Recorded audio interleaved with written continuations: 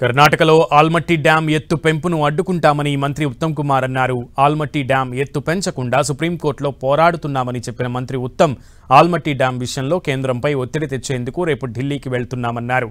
మరోవైపు కృష్ణా గోదావరిలో రావాల్సిన నీటి వాటాపై ఏ రాష్ట్రంతోనైనా పోరాడతామని తెలిపారు.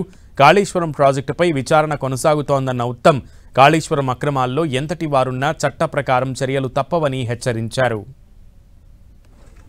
ఆల్మట్టి డ్యాం పెంచడంపై తెలంగాణ రాష్ట్ర ప్రభుత్వం మేము తీవ్రంగా వ్యతిరేకిస్తున్నాము.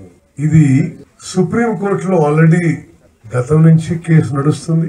సుప్రీంకోర్టులో ఆల్మట్టి డ్యాం హైట్ పెంచడంపై గతంలో జరుగుతున్న సుప్రీంకోర్టు విషయంలో నేనే స్వయాన రేపు రాత్రి ఢిల్లీ పోయి మళ్ళీ ఆ హైట్ పెంచొద్దు అని మేము తెలంగాణ ప్రభుత్వం తరఫున తీవ్రంగా వ్యతిరేకించబోతున్నాము.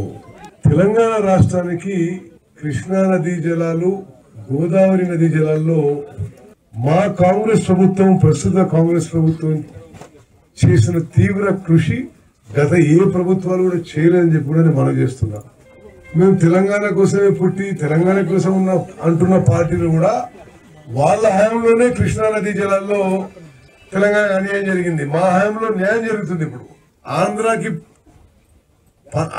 512 టీఎంసీలు ఇస్తూ మనకి తెలంగాణ రాష్ట్రానికి 299 టీఎంసీలు వాళ్ళు ఒప్పుకోవడం లిఖిత పూర్వకంగా వాళ్ళ హయాంలో 10 ఏళ్ల పాటు అప్పచెప్పడం జరిగింది.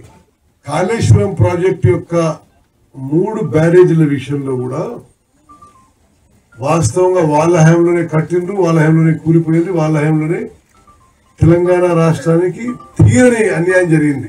ఒక సైడ్ ఏమో అది కట్టి కూలిపోవడానికి ఏదైతే కారణమైందో, మరి ఏ స్థాయి వాళ్ళైనా సరే పైనుంచి కింది వరకు వాళ్ళ పరమైన చట్టపరమైన చర్యలు, ఎంక్వైరీ, ఇన్వెస్టిగేషన్